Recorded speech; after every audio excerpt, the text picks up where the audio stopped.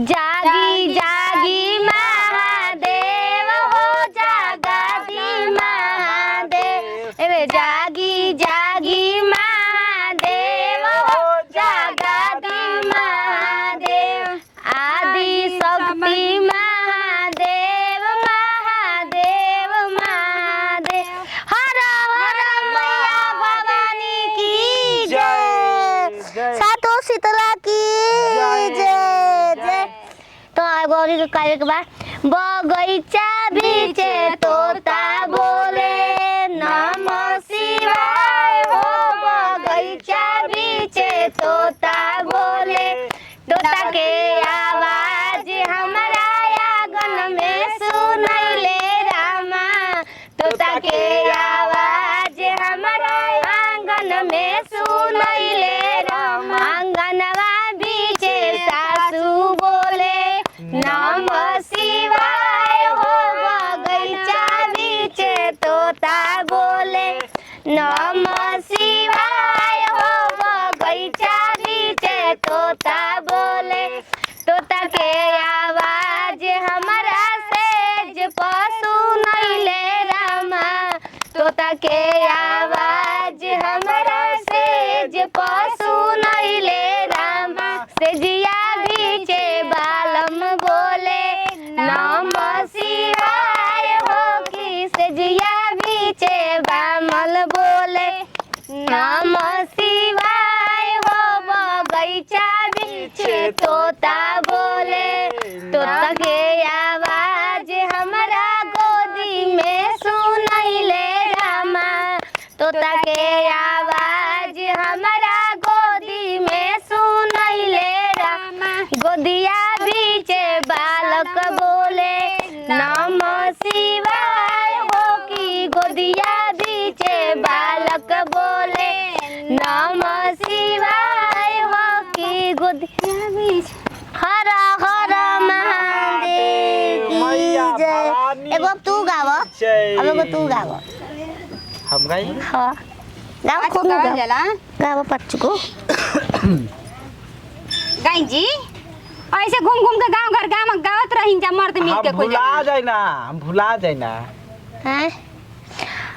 अरे राधे राधे राधे बरसाने लावा राधे ना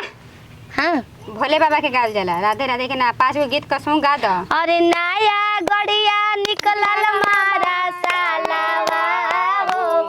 ओमे भोला डाई बारावा नया गड़िया निकलल मारा सालावा हो ओमे भोला डाई बारावा राम के बैठवले लक्ष्मण के बैठवले राम के बैठवले लक्ष्मण के बैठवले सीता के बैठा के गड़िया हकले हो ओमे भोला डई बारावा सीता के बैठा के गड़िया हकले हो ओमे भोला डई बारावा नया गड़िया निकलल मारा सालावा हो ओमे भोला डई बारावा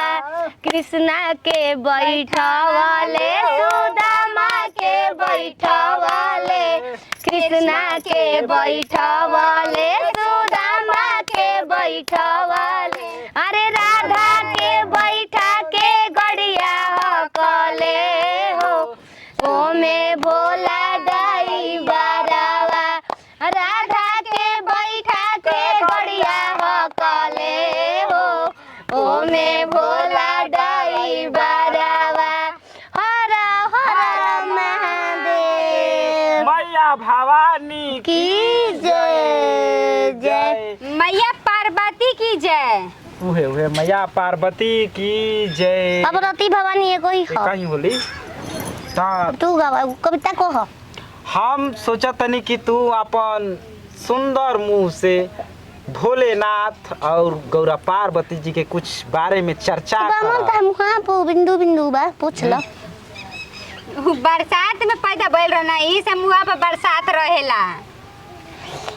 हाँ सुंदर का कर रहे हो कने कि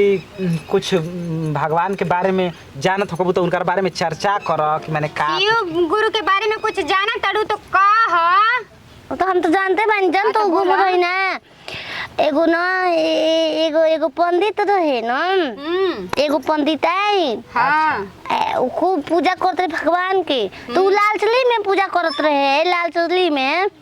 लालच में पूजा करते रहे। हाँ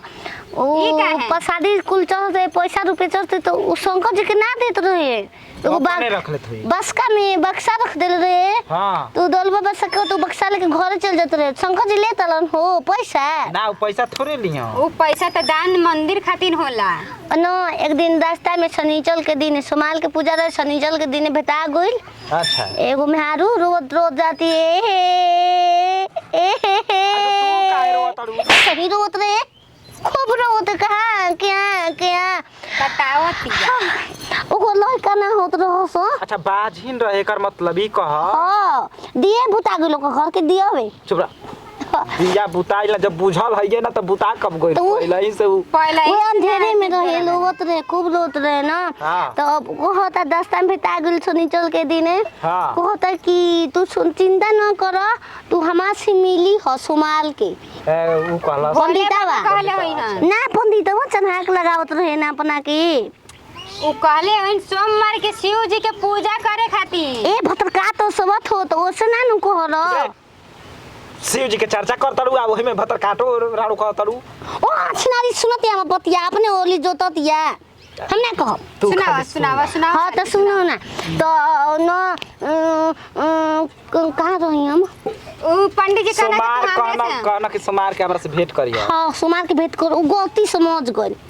कहतिया कि अरे नतिया के बेटा अरे मोच के बरवा हम बाजबे त का से तोरा के बोलाइबे मिले खातिर लिखा होई दिमाग के ना हम सुंदर होई सुंदर होई बड़ा जल्दी ज्यादा सोचलू उहे बतिया वो सोच देले होई लेकिन मान गइलो कि तू बदसूरत बाड़ू आज तोरे में बहुत सूरत बिया रे गंगा जल से मुंह धोनी रोज एगो भैंस लिया के बांध दी घरवा ओकरे से बतिया ठीक बात नहीं हमने गाड़ी किसे आ गई दी तो कहत मिले के बोले है तो नो कहता ना अरे बालक तू टेंशन ना लो 501 रुपया के परसला दी 11 गुनली और चुनली भसम बबू धतूर कुल लेके आवा 3 पत्ता वाला अथु लेके आवा 3 पत्ता की करे कहता छिबुलर के बेल के छिबुलर के पत्ता तोर माई के गाड़ी देबे रे सिल्पार के हां हो रनिया सिल्फर के कहला तो वो कहती है 501 रुपया कहाँ से आई वो जाती है अपन गहना चोरी करती है 500 कर के रुपया ना रहे बाजिन भी तो को लगा बा कमा के दे देवे लावा खतार नहीं खे हमने छोड़ दे रहे हो बड़ी धोखेबाज रे छोड़ दे रहा हमारे लिखा होई तब हां तुम धोखेबाज बारो हैं कोई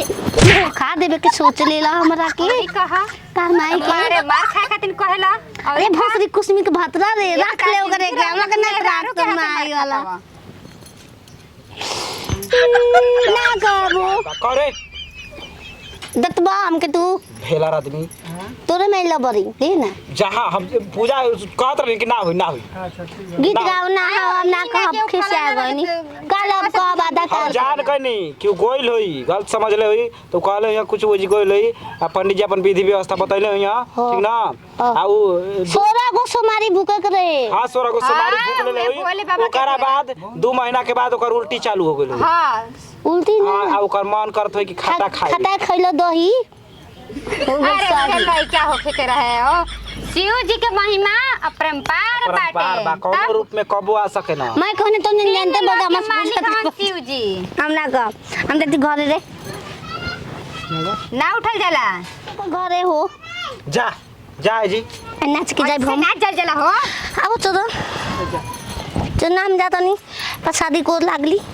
तो नहीं के तो नहीं लागो बोला हरा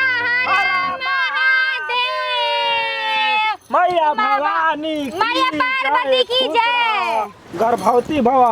अरे रानी होत रे गो लागी तारा के भगवान सत बुद्धि देवे केवन कले हेरे डबल बुद्धि सत बुद्धि 7 2 ए सत भद्रम जाते हम ना रहम तारा में पूजा पाठ में बैठ आई सुनी प्रसाद उठा के बांट दी गाँव घर में तो जे जे ने खियाई अच्छा बांट दी ले जाके